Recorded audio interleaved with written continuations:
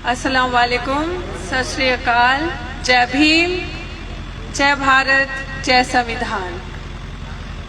दिल तो यूं कर रहा है कि पीछे मुड़ के भाषण दूं, माफ करना सर, क्योंकि इतनी महिलाएं हैं महफिल में कि दिल मतलब मैं गिनने में मुझे कम पड़ जाएगा, गिनती शायद खत्म हो जाएगी।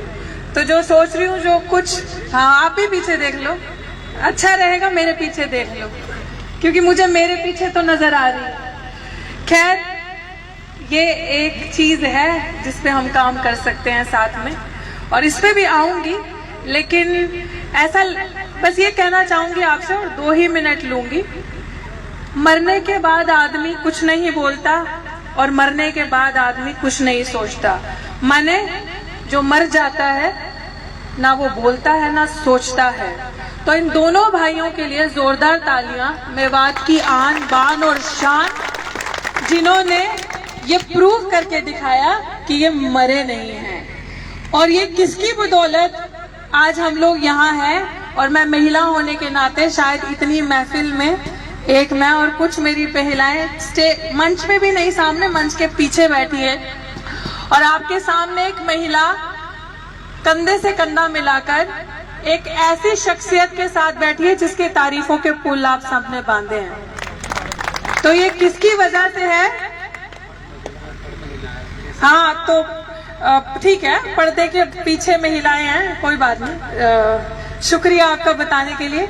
लेकिन मुझे ऐसा लगता है कि पर्दे के साथ महिलाएं यहाँ भी बैठ सकती हैं, ये हमारा अधिकार है, और ये संविधान हमें ये अधिकार देता है जिसकी आज हम बात करें। और जिस संविधान के चलते हुए ये दोनों भाई आज सच में मेवात की अगर कोई शान है तो ये 2 भाई हैं, राशिद और शाहिद। तो बहुत बदलाव लाएंगे हम, मुझे उम्मीद है। और मैं तहे दिल से शुक्रिया करना चाहती हूँ मेरे वकील का, जिनका नाम है एडवोकेट महमूद प्राचा, जो यहाँ पे बैठे हैं, जो ना कि सिर्फ एक वकील है, उन्होंने कोई चमत्कार नहीं किया आपके लिए। मैं भाषण नहीं दूंगी, बट मैं आपको ये कहती हूँ कि कोई चमत्कार नहीं है, कोई ऐसा काम नहीं किया जो कोई नहीं कर सकता।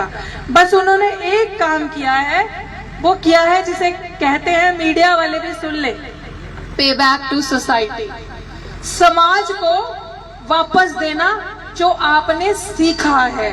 और ये जो शख्सियत है, ये जो शख्स है, ये सिर्फ मुसलमानों के या मुस्लिमों के नेता या नेतृत्व नहीं करते, ये दलित, आदिवासी, पिछड़े, जिसे हम बहुजन कहते हैं, ये सबका नेतृत्व करते हैं।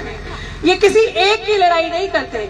इस इंसान को एक एडवोकेट या मुस्लिम इंसान कहने से पहले मैं कहूंगी ट्रू अम्बेडकराइट, सच्चा अम्बेडकरवादी कोई है तो हमारी नजर में ये है। इनके पास जाओ, जात नहीं पूछेंगे, मजहब नहीं पूछेंगे, इतना काफी है सबसे पहले कि आप सच्चे हो, नेक हिदायत पे, नेकी पे चल रहे हो, इंसानियत को मानते हो, और आपका केस सच्चा है। और आप सबसे बड़ी बात कि अगर आप बहुजन समाज से आते हैं तो आपका केस निःशुल्क, जो मेरे साथ हो रहा है, अगर आपके पास नहीं भी पैसे हैं, अगर आपकी जेब भी कमजोर है, तो ये शख्सियत आपके साथ कंधे से कंधा मिलाकर खड़ी होगी। अगर आप झुकने वाले नहीं होंगे, आप झुक गए, डर गए और दगा किया, धोखा किया, तो सबसे पहले पीछे हटने वाले यही होंगे। तो जैसे मैंने कहा कि हम सब ने बहुत देर से सुन रहे हैं कि जो आज का माहौल है, ये सरकारें तोड़ती हैं, कोई जोड़ने की बात नहीं करता, और तोड़ने की बात, मारने की बात तो शैतान ही करता है ना। अल्लाह या वाहिगुरु, जिसी भी भगवान की अगर आप बात कर लो तो वो प्यार, मोहब्बत और जोड़ने की बात करता है। तो जो आज की सरकार या आज के जो बैठे हैं सत्ता में, सत्ता प्राप्त करके जो कुछ शैतान ऊपर बैठे हैं, वो आपको तोड़ने की बात करेगी, जोड़ने की बात कभी नहीं करेंगे। तो ये हमारी आपसी भाईचारे की बात है। जिस तरीके से मेरे भाई विकास कांगड़ा ने ये चीज कही कि इन दोनों भाइयों का स्वागत होना चाहिए, वो स्वागत वो कह रहे हैं कि आप करे ना करें, मेवात करे ना करे, लेकिन गुड़गांव से विकास कांगड़ा, वाल्मीकि समाज, दलित समाज, SC ST OBC में कोई भी आता है, इन दोनों भाइयों का स्वागत 1 महीने तक करेंगे। ये भाईचारा हम इस सरकार को दिखाएंगे जिसने बदनामी करके तोड़ने की कोशिश करी, जिसने हमें डराने की कोशिश करी, दबाने और धमकाने की कोशिश करी। और हम लोग अगर प्रण ले लें कि हमारी एकता में ही अखंडता है, हमारा जो एकत्व है, भाईचारा है, उससे ऊपर कुछ नहीं है। क्योंकि जब आप डर के सामने खड़े हो जाओगे ना मजबूत होकर, तो डर आपसे डरेगा। और ये जो युवा बैठे हैं ना मेरे सामने अभी, आप सब जो है ना, आप सब पीढ़ियां जो हैं वो आने वाली, जिसे कहते हैं ना, मिसालें हैं। आप सबके हाथों में, आप नींव हैं इस देश की। और आपसे बहुत उम्मीदें हैं, क्योंकि मैं खुद एक युवा हूँ।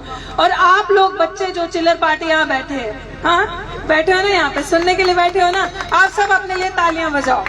क्योंकि अगर आपके बड़े आपको कोई, उनका तजुर्बा ठीक है, लेकिन अगर आपके बड़े आपको कोई गलती करते हुए दिखे ना, आप लोगों ने गलत राह पे भटकना नहीं है। आप लोगों ने अपनी माँ को, अपनी बहन को, अपनी मोहल्ले की बेटी को इतनी इज्जत देनी है जितनी आप अपने लिए इज्जत चाहते हैं। आप अपने आसपास की महिलाओं, बच्चियों को भी इज्जत देंगे। और आप भी संकल्प लीजिए, वादा कीजिए, शिक्षा को तवज्जो दीजिए। जिस संविधान की बदौलत, आपको पता है ये बात, और शायद पता होगी, बाबा साहेब अम्बेडकर का जिस समय सबने साथ छोड़ दिया था ना, तो एक कौम उनके पीछे डट के खड़ी थी। वो कौम कौन थी? कौन कौम थी वो? मुस्लिम कौम, मुस्लिम कम्युनिटी। बाबा साहेब का जब सबने साथ छोड़ दिया था, तो ये तो तालियां आप सबके लिए, मैं भी बजाती हूँ और खुद के लिए भी बजाइए। बाबा साहेब भीमराव अम्बेडकर का साथ देने वाली मुस्लिम कौम थी उस समय भी। तो आप लोगों को तो सबसे पहले जो संविधान है खुद भी पढ़ना चाहिए, घर जाके अपनी महिलाओं को भी पढ़ाना चाहिए। क्योंकि जो आज एडवोकेट महमूद प्राचा कर रहे हैं, और जिस तरीके से मुझे महिला होने के नाते सम्मान दिया, अपने साथ बिठाया, ऐसा नहीं कि बहुत उपकार किया, बस संविधान के रास्ते चल रहे हैं। क्योंकि बाबा साहेब ने ये कहा था कि, वो अंग्रेजी में कहा था, मैं हिंदी में बोलती हूँ। बाबा साहेब ने कहा था कि समाज कितनी भी तरक्की कर ले, मैं समाज की तरक्की तब पहचानूंगा, पहले मैं देखूंगा उस समाज की महिलाओं की स्थिति क्या है। तो आज आप देखिए कि हम, बाबा साहिब ने पूरी कोशिश करी महिलाओं की स्थिति को अच्छा करने की, महिलाओं की शिक्षा के लिए लड़े, भागीदारी के लिए लड़े, सम्मान के लिए लड़े, ताकि हमारी महिला किसी से कम नहीं है। चाहे वो दलित की महिला है, चाहे वो मुस्लिम की महिला है, वो पूरा, उसको फ्रीडम है, वो अपने तरीके से अपनी जिंदगी को जी सकती है। चाहे उसको बुर्का पहनना है, उसको पूरी आजादी है। चाहे जिस भी तरीके से उसको रहना है, शिक्षा के लिए बाहर जाना है, उसको पूरी आजादी है। वो निर्णय लेगी उसको अपनी जिंदगी में क्या चाहिए। तो आप लोग आज इस महफिल से, आज इस मीटिंग से ये सीख कर जाइए और वादा कर जाइए कि अपनी घर की महिलाओं पे कुछ थोपेंगे नहीं, और उनसे पूछेंगे कि तुम्हारी चाह क्या है, तुम क्या करना चाहती हो, तुम क्या चाहती हो, हम तुम्हें वो करवाएंगे। वक्त, मजबूरियां सब कट जाएंगी।